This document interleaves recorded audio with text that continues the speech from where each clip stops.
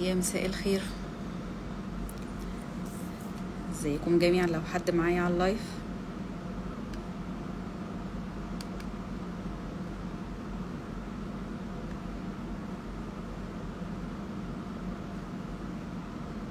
حد بس يأكد لي الصوت واصل.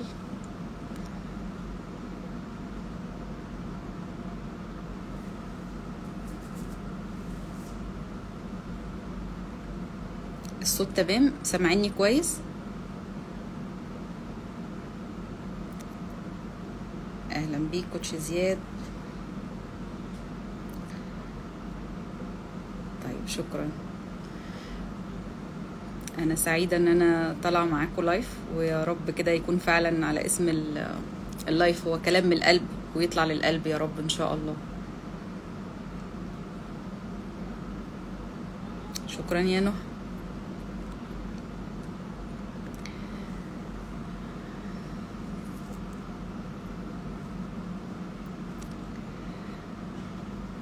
طيب النهاردة احنا قلنا ان احنا هنتكلم مع بعض على السلام الداخلي، وبصراحة يعني وانا بقول عايزة اتكلم على السلام الداخلي انا قلت انا طالعة اتكلم من القلب، يمكن انا كمان محتاجة للسلام الداخلي ده.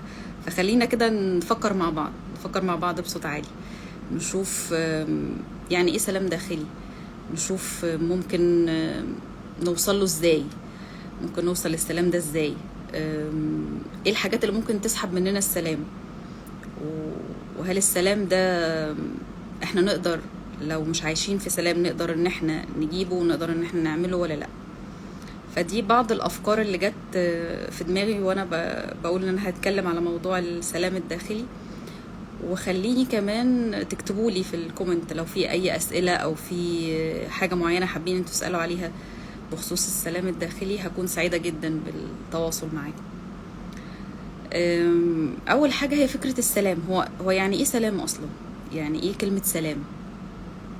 خليني كده يعني اكتبوا لي كده في الكومنت بالنسبه لكم يعني ايه سلام، يعني ايه لما تسمعوا كلمه سلام كده اول حاجه بتيجي في دماغكم ايه، اول حاجه بتقولوا السلام ده عباره عن ايه؟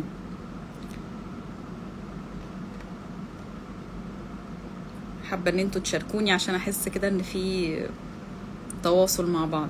ف السلام بالنسبه لي يعني الهدوء، يعني السكينه، السكينة واحترام الآخر. شيماء أهلا بيك يا شيماء. فهو سكينة وهو في احترام. طيب وبالنسبة لي كمان هو الهدوء، الراحة النفسية. شكرا يا نرمين. طيب لما أقول السلام يعني الراحة والهدوء والسكينة. طيب لما أقول داخلي يعني جوايا، يعني أنا بدور على الراحة والهدوء والسكينة جوايا. طيب هل السلام الداخلي اللي هو الراحة والهدوء والسكينة ده بيكون حاجة دايمة؟ بنكون حاجة موجودين عليها على طول؟ زياد كاتب الراحة والهدوء النفسي. تمام يا زياد. طيب هل ده بيبقى موجود على طول؟ يعني هل اللي أنا ببحث عنه أو السلام الداخلي بيكون موجود جوايا على طول، وبالتالي مش عارف يعني مش عارف لما يروح مني مثلا ابقى مش عارفه اجيبه، ولا هو حاله؟ يعني هل السلام الداخلي ده حاله ولا ده حاجه موجوده على طول؟ ده برضو من ضمن الحاجات اللي انا فكرت فيها، وبرضو اتمنى ان انتوا تشاركوني. لو انا قلت ان السلام الداخلي هو حاله من الهدوء والسكينه، وهالة بتقول والراحه والهدوء، تمام. فلو هو حاله من الهدوء وحاله من السكينه، فهي كل حاله قابله للزوال، كل حالة قابلة ان هي تكون موجودة لفترة ومش موجودة لفترة تانية.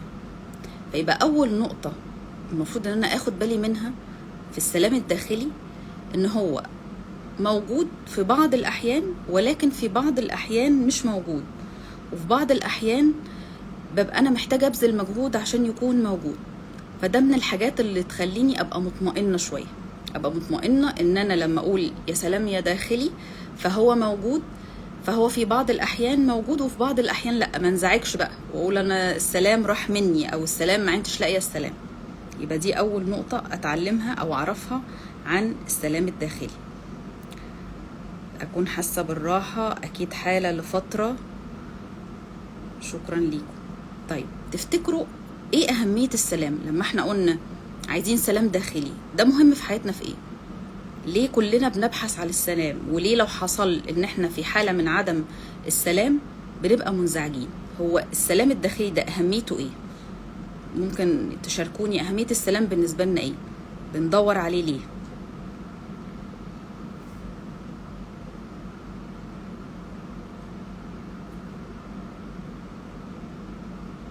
بيخلينا طبيعة الحياة، انا مش عارفة التغيير، طبيعة الحياة التغيير، ده الاجابة ان هو حالة دايمة.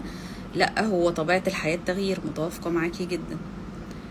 طيب أهمية السلام بالنسبة لي هو بيخليني في حالة من حالات التوازن، إن أنا أكون قادرة أتوازن مع نفسي أولا ومع المحيطين بيا ثانيا، ويهمني نفسي أولا.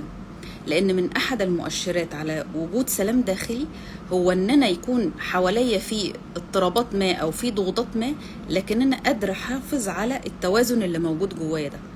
فيبقى من أحد علامات وجودي في السلام الداخلي إن أنا في سلام جوايا رغم وجود ضغوطات بره. فالضغوطات اللي موجودة بره مش اللي بتحقق لي السلام او عدم السلام.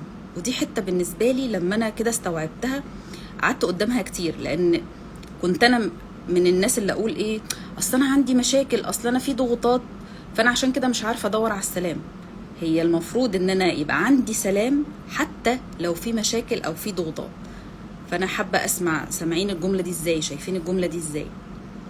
طيب من الحاجات برضو اللي انا لقيتها في اهمية السلام